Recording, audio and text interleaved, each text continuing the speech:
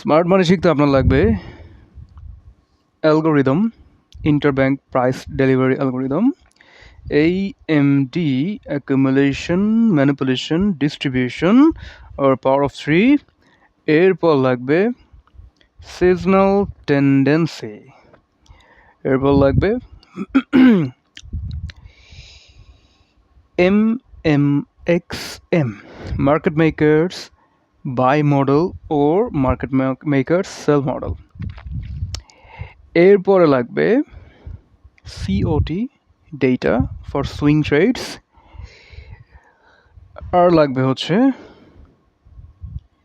algorithmic kill zones and the most important আপনার লাগবে একটা জার্নাল।